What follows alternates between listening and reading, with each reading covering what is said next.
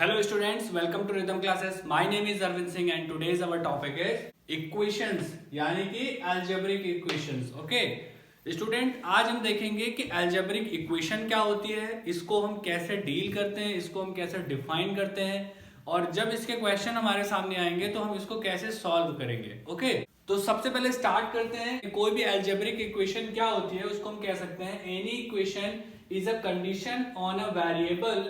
It is satisfied only for a definite value of the variable. इसका मतलब है हम इसको सिंपल वे में कह सकते हैं any equation is a condition on variable. यानी कोई भी इक्वेशन क्या होती है, एक कंडीशन होती है, वेरिएबल्स के साथ लिखी हुई एक कंडीशन होती है और वो कंडीशन कैसी होती है उसमें ये कह सकते हैं हम it is satisfied only for a definite value. वो किसी एक डेफिनेट वैल्यू के लिए सेटिस्फाइड कर रही होगी उस वेरिएबल को, तो उसको हम बोलेंगे इक्वेशन. ठीक है. फॉर एग्जाम्पल हम ये कह सकते हैं अगर यहाँ पे लिखा है 2n इज इक्वल टू 10, तो यहाँ पे हम क्या देख सकते हैं, यहाँ पे हमने एक कंडीशन बनाई हुई है जो वेरिएबल के साथ है. ठीक है, एक कंडीशन वेरिएबल के साथ है और इस कंडीशन में हम ये कह सकते हैं कि ये जो वेरिएबल है इसकी कोई एक डेफिनेट वैल्यू के लिए ये बात सही है और बाकी वैल्यू के लिए बात सही नहीं है. फॉर एग्जाम्पल अगर हम यहाँ पे n की वैल्यू 1 रख दे तो क्या होगा, क्या ये सही होगा?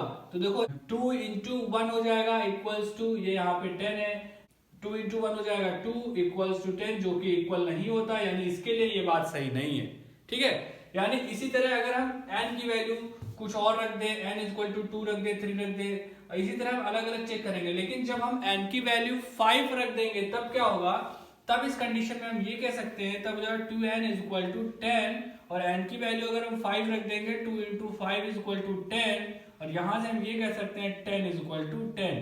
यानी इस कंडीशन में हमारी जो है ना वैल्यू सेटिस्फाइड कर रही है दोनों ही साइड को, यानी कि n इज इक्वल टू जो 5 हमने रखा वो हमारी इस कंडीशन को सेटिस्फाइड कर रही है, तो इसको हम बोलेंगे इक्वेशन. ठीक है, इक्वेशन एक वेरिएबल से बना हुआ एक ऐसा फॉर्मेट है जिसकी किसी एक डेफिनेट वैल्यू के लिए वो सेटिस्फाइड करता है. ओके, यानी यहां से हम ये कह सकते हैं इक्वेशन केवल किसी एक डेफिनेट वैल्यू के लिए सेटिस्फाइड करता है. ठीक है, और बाकी अगर हम और भी कोई वैल्यू रखेंगे तो फिर वो सेटिस्फाइड नहीं करेगा दोनों साइड को और वो हमारा इक्वल नहीं होगा. ठीक है, लेकिन कोई एक वैल्यू के लिए वो सेटिस्फाइड करेगा, तो ऐसी चीजों को हम बोलेंगे इक्वेशंस. ओके, नाउ स्टूडेंट्स अभी हमने देखा कि ये जो है ये n इज इक्वल टू 5 के लिए ये एक इक्वेशन है. ठीक है, तो ये एक इक्वेशन है, तो अब इक्वेशन में इसके कुछ पार्ट्स होते हैं, अब हम इसके बारे में जानेंगे. ठीक है, किसी भी इक्वेशन में 3 मेन पार्ट्स होते हैं. ठीक है,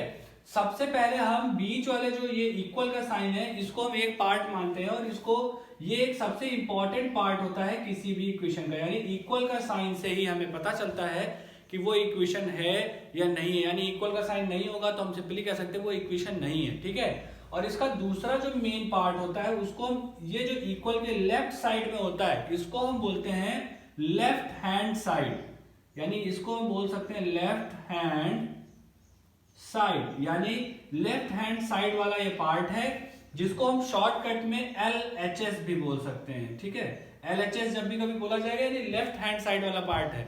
ठीक है, और इस इक्वेशन का एक राइट साइड भी होता है, यानी जैसे ये इक्वल से लेफ्ट साइड का पार्ट था वैसे ही इक्वल से एक राइट साइड का पार्ट होगा, इसे हम बोलेंगे right hand side. Right hand side, और इस राइट हैंड साइड को हम शॉर्टकट में बोल सकते हैं RHS. यानी किसी भी इक्वेशन के 3 मेन पार्ट्स होते हैं, एक पार्ट होगा उसका लेफ्ट हैंड साइड, एक होगा राइट हैंड साइड और एक होगा इक्वल का सिंबल. यानी ये 3 मेन पार्ट से मिलकर कोई भी इक्वेशन बनी होती है.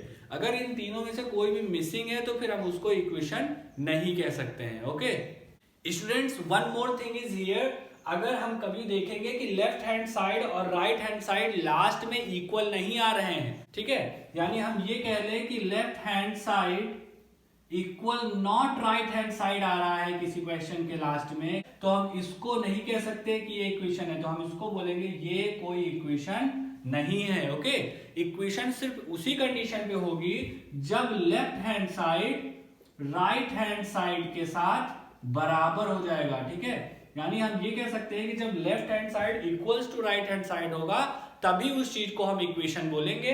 अगर left hand side right hand side के साथ इक्वल नहीं है तो उस कंडीशन को हम इक्वेशन नहीं बोल सकते। Okay, now students our next heading is solution of an equation. अब हम किसी इक्वेशन को सॉल्व करना सीखेंगे कि उसको हम कैसे सॉल्व करते हैं। यहाँ पे स्टूडेंट हम ये कह सकते हैं the value of the variable in an equation which satisfied the equation is called a solution to the equation. Okay, यानी इन सिंपल टर्म्स हम ये कह सकते हैं कि किसी भी इक्वेशन में ये अननोन वेरिएबल जो होता है इसकी कोई ऐसी वैल्यू जो दोनों ही साइड को सेटिस्फाइड कर दे तो वही वैल्यू हमारी इस इक्वेशन की सॉल्यूशन हो जाएगी। फॉर एग्जांपल अगर इस क्वेश्चन को हम सॉल्व कर रहे हैं, अगर हम यहाँ पे n = 6 ले ले तो हम यहाँ पे देखेंगे 2 × 6 हो जाएगा। n की वैल्यू अगर 6 ले ले जो कि 10 इधर है, इधर हो जाएगा 12 इक्वल्स नॉट टू 10, यानी ये 12 जो है वो 10 के इक्वल नहीं है। यानी इस केस में हम कह सकते हैं कि ये इसका सॉल्यूशन नहीं है। तो इसका सॉल्यूशन क्या है? इस इक्वेशन का सॉल्यूशन सिंपली हम कह सकते हैं, इसके लिए n = हमें वैल्यू लेनी पड़ेगी 5। n की वैल्यू 5 के लिए इसको हम चेक करेंगे तो ये हो जाएगा 2 × 5 = 10। यहां से हम इसको सॉल्व करेंगे जो 10 = 10, यानी यहां से हम ये कह सकते हैं कि n = 5 इस इक्वेशन का सॉल्यूशन है। ठीक है, यानी किसी भी इक्वेशन का सॉल्यूशन उस वेरिएबल की वैल्यू को निकालना होता है। यानी इस केस में हम कह सकते हैं कि अगर n की वैल्यू हमारे पास 5 है तो वो इस इक्वेशन का सॉल्यूशन है, लेकिन n की वैल्यू अगर 5 के अलावा कुछ और रखेंगे तो फिर वो हमारा सॉल्यूशन नहीं निकल पाएगा। ओके स्टूडेंट्स, एक और चीज यहाँ पे बहुत इंपॉर्टेंट है, हमेशा याद रखना, कभी अगर ऐसा लिखा हो 4 + 1 = 5 तो इसे हम इक्वेशन नहीं कह सकते। क्यों नहीं कह सकते? क्योंकि इक्वेशन में लेफ्ट हैंड साइड इक्वल का सिंबल राइट हैंड साइड होना तो जरूरी होता ही है, लेकिन इसके साथ साथ किसी इक्वेशन में एक और बहुत इंपॉर्टेंट चीज है जो होनी चाहिए और वो है वेरिएबल। यानी किसी भी कंडीशन को तब हम अलजेब्रिक इक्वेशन कह सकते हैं जब इसमें कम से कम किसी वन प्लेस पर वेरिएबल भी हो। यानी अगर इसमें वेरिएबल नहीं है इस कंडीशन में तो हम इसको इक्वेशन नहीं कह सकते। ठीक है, तो ये भी हमेशा याद रखना कि वेरिएबल होना जरूरी है, या तो लेफ्ट साइड में या तो राइट साइड में, किसी भी एक साइड में कम से कम एक वेरिएबल होना चाहिए, नहीं तो फिर हम उसको इक्वेशन नहीं कह सकते। फॉर एग्जाम्पल स्टूडेंट, जैसे कि अभी हमने दिखाया 4 + 1 = 5, ये कोई इक्वेशन नहीं है।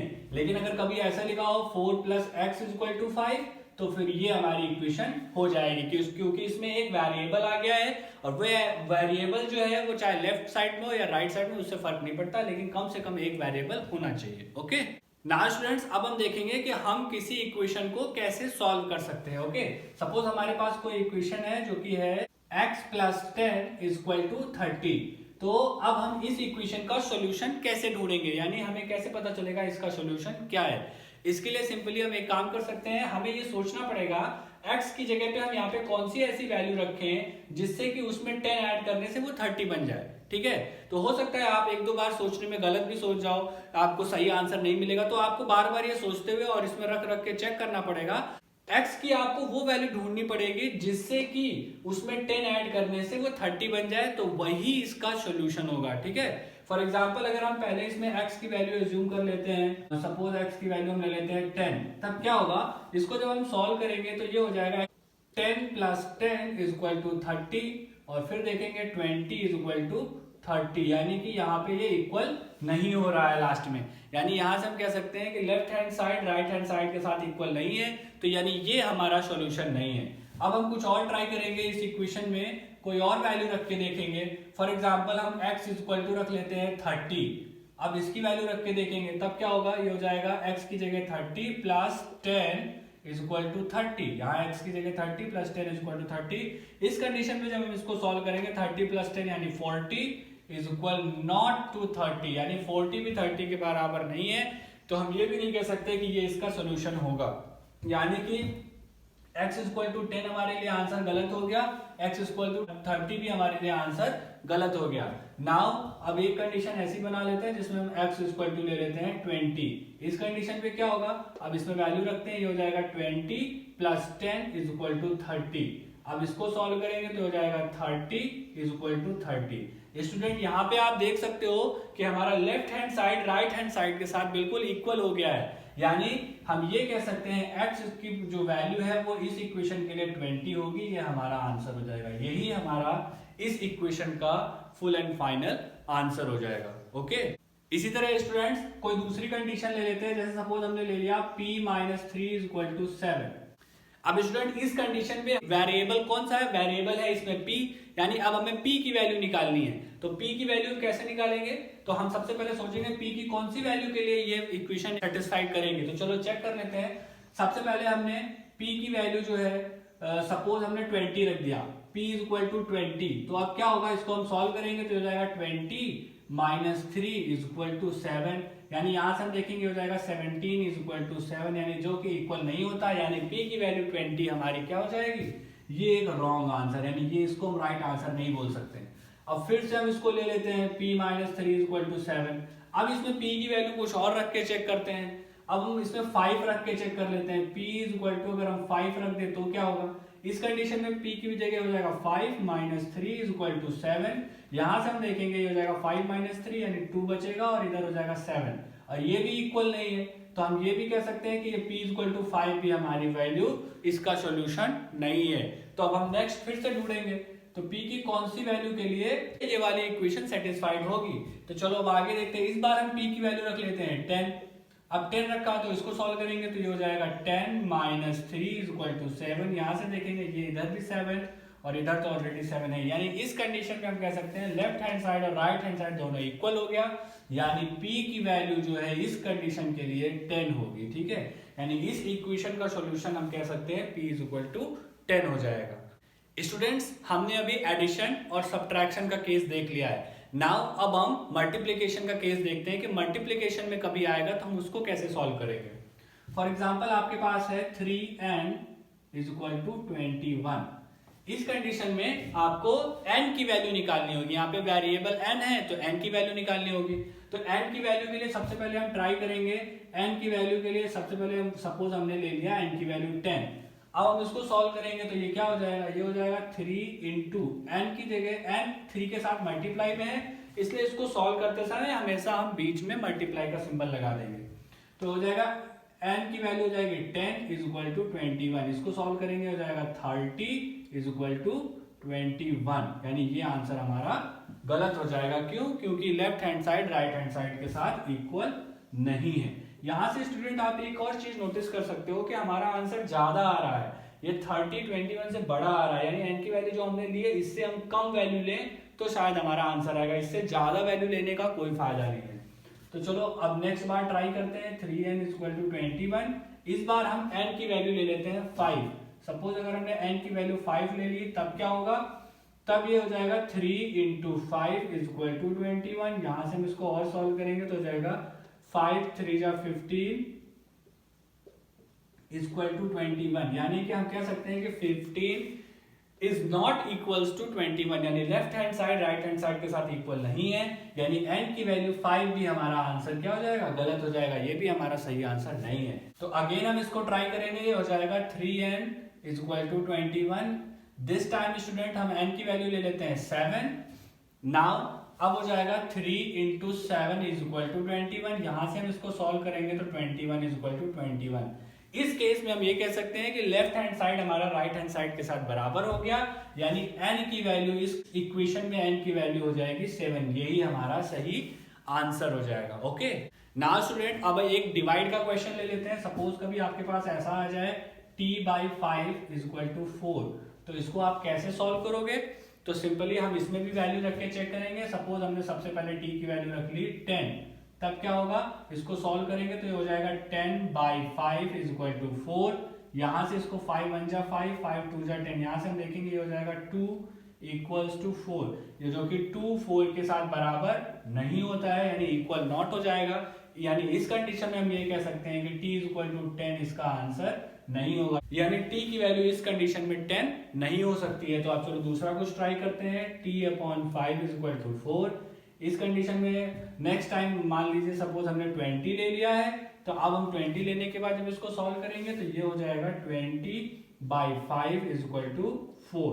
ओके, इसको सॉल्व करेंगे 5 × 1 = 5, 5 × 4 = 20। यहां से हम ये कह सकते हैं 4 = 4।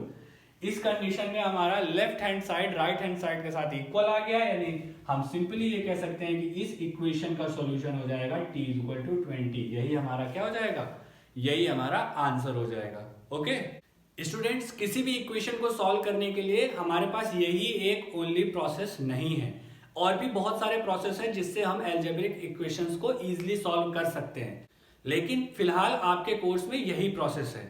आगे की क्लासों में आप और भी प्रोसेस को सीखोगे जो कि डिफरेंट होंगे, और उनसे आपको किसी भी इक्वेशन का सॉल्यूशन काफी इजी तरीके से मिल जाएगा। Okay students, if you still have any confusion on this topic, then feel free to tell us. You can also follow us in Facebook and Twitter. Links are given in the description below. Thank you.